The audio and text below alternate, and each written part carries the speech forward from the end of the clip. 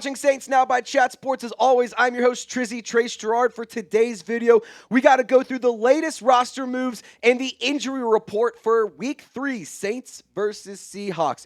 Be sure to subscribe to the channel, turn on your notifications, because there are a lot of updates that we're going to be providing throughout the week leading up to game day, and we'll be live tomorrow afternoon. The latest roster moves for the New Orleans Saints, Hunter Dekkers. Welcome back to the roster updates video.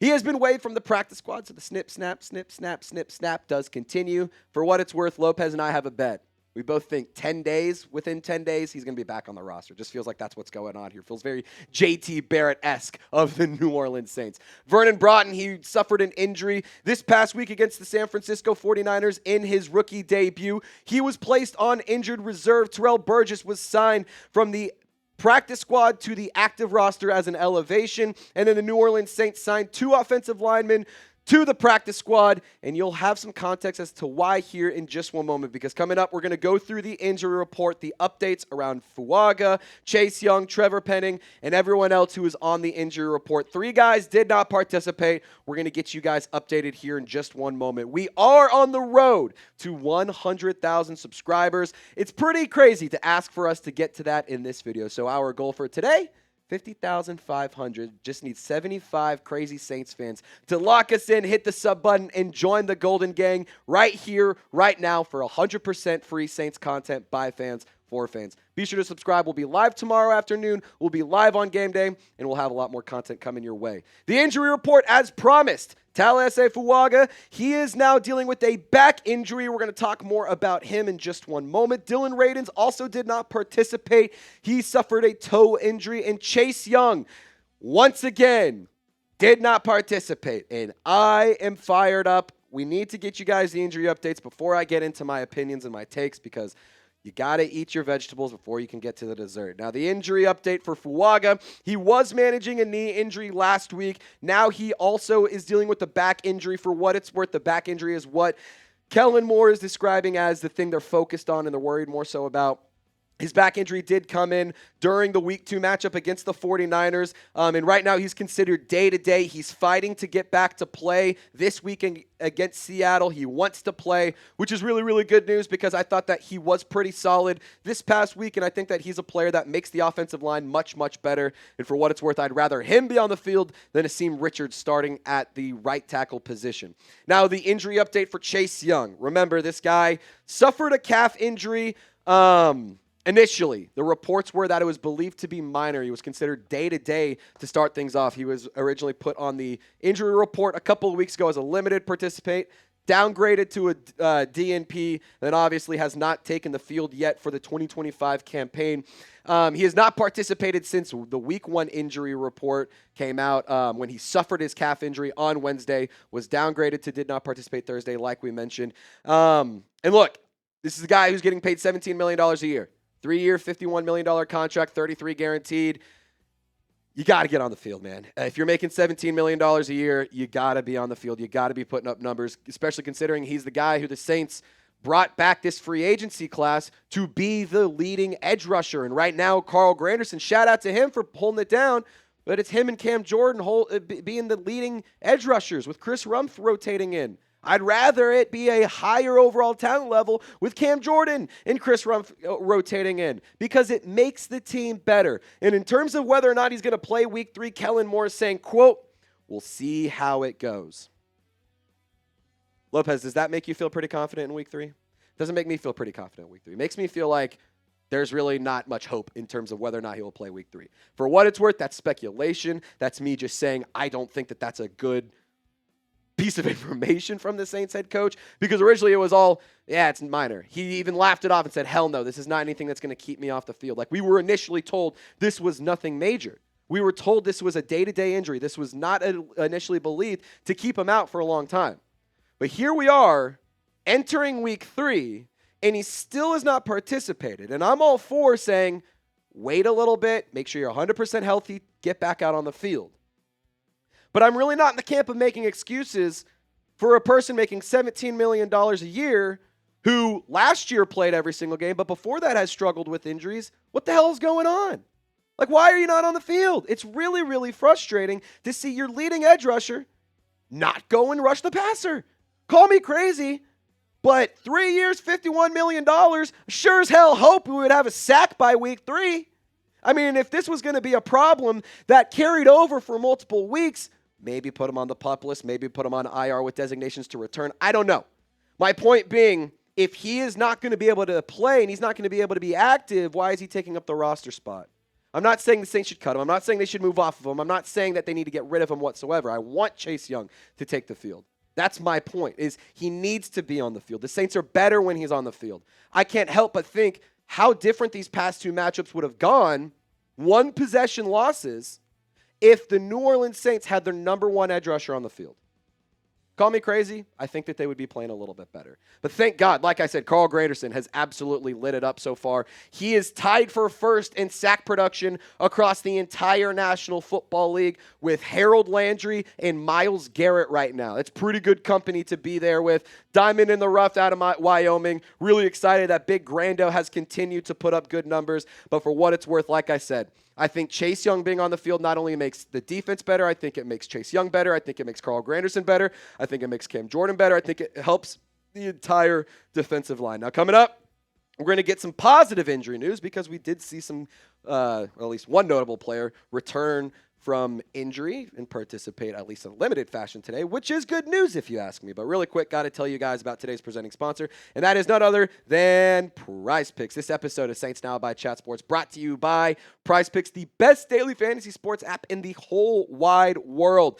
Prize Picks is the best because it can help you turn your ball knowledge into cold, hard cash. You and I make decisions every day, but on Prize Picks, being right can get you paid. Don't miss on any of the excitement this season with Prize Picks, where it's good to be right. Here's how you play. Just pick more or less on 2 to 6 player stat projections. If you get your picks right, you could cash in. Prize Picks also offers injury reboots. If one of your players leaves the game in the first half and doesn't return, Prize Picks won't count it as a loss. They put their users first, so all withdrawals are fast, safe, and secure. And they offer Venmo, Apple Pay, MasterCard, and more for quick and easy deposits into your account this football season. For week 3, I cooked up this lineup. I went with a couple demon selections, meaning it's a harder selection to hit, but a much higher payout. Chris Olave, JSN, got to find the end zone once. If both of those do, your boy's walking home with some new cheddar. And guess what, Maddie? We're going on a date night. Be sure to get started with Prize Picks today because we're going to sweeten the deal for you. If you download the app and use code CLNS, you'll get $50 in lineups after you play your first $5 lineup. Reminder, that's code CLNS to get $50 in lineups after you play your first $5 lineup. All that information is available in the comments and description of this video. Shout out to Prize Picks, where it's good to be right. Now, in terms of the limited participants, let me rephrase. I'm going to kind of backtrack here. In terms of the full participants, there wasn't any. You have 2 limited participants. Only 5 total names listed on the Saints injury report. Your 2 guys who were limited participants, Trey Palmer, who's been a healthy scratch up to this point for the New Orleans Saints since being claimed on waivers from the Tampa Bay Buccaneers, and guard Trevor Penning, he was a limited participant, so that is positive injury news. You remember he was dealing with that turf toe injury. He has returned to practice for the first time since suffering the injury in the preseason debut against the Los Angeles Chargers. And for what it's worth, if he is able to play, he will start at the left guard position, and he will be taking his first ever snaps at the left guard spot in the National Football League. And here's how the offensive line is currently shaking out. Right now, we can assume, based on the past few weeks, Trevor Penning was out, so we're just going to keep that designation there until we're good to go. So Kelvin Banks, Trevor Penning, Eric McCoy, Cesar Ruiz, Taliese Fuaga. That should be your starting lineup. However, remember, Dylan Radins did not participate, so Torricelli Simpkins is a name to keep your eyes on. Xavier Truss is a name to keep your eyes on. You also have Asim Richards, who can be your backup tackle if Fuaga is unable to go.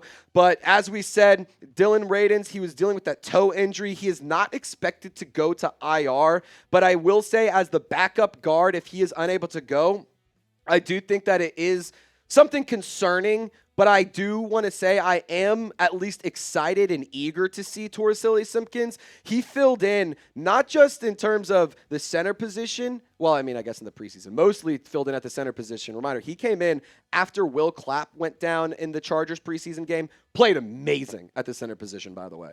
And then he graded out really well according to Pro Football Focus, 0 sacks allowed in the preseason, which is really, really impressive for an undrafted free agent rookie. And so I will say this.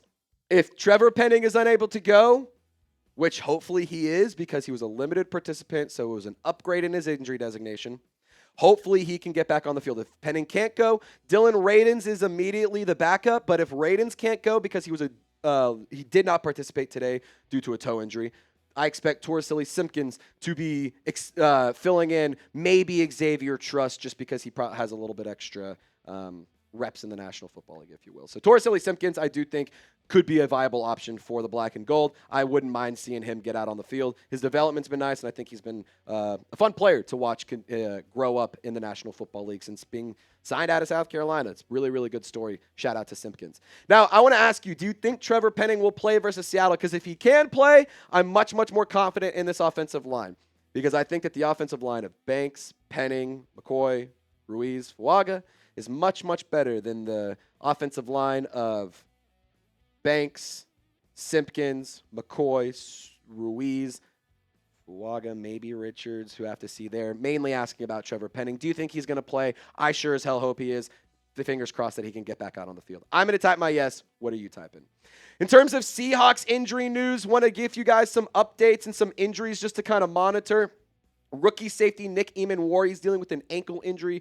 Cornerback Devin Witherspoon dealing with a knee injury. And starting center Jalen Sundle, he left the game early versus Pittsburgh due to cramping late in that matchup. So we'll keep an eye out on whether or not he is able to go for Seattle. And for the sake of transparency, I wanted to let you guys know we did not have the Seattle Seahawks injury report at the time of filming this video. It has not been released. It has not been updated. Going to just quickly do one more make sure while we're filming this to make sure it's not in there. It hasn't been posted quite yet. We're still waiting on it. Seahawks website still does not have it listed at the time of filming this video. So when that does become official, if there's any notable updates, we'll put that in the comment section description so you guys can get informed. But just wanted to let you know, 3 notable injuries to monitor: Nick Eamon-Ward, Jalen Sundle, and Devin Witherspoon. Those are the 3 just to kind of keep your eyes on. Talked to Will Ortner, host of Seahawks Today here at Chat Sports. He said those are the 3 injuries just to kind of keep your eyes peeled for.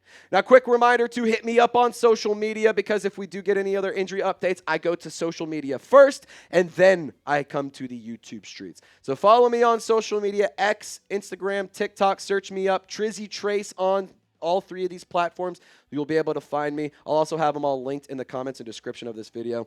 And like I said, we are on the road to 100,000 subscribers. I want to say thank you so much to every single one of you who has helped us get to this insane milestone. When I took over this channel, less than 2,000 subscribers. So now that we're at 50K and we're climbing to 100, that is absolutely insane to me. So thank you guys so much. I appreciate y'all for supporting me and my guy, producer Loco Lopez, in our journey of growth to give you guys the best content on the YouTube streets around the New Orleans Saints. My name is Trizzy for Loco Lopez. Y'all stay golden, and we'll see you next time.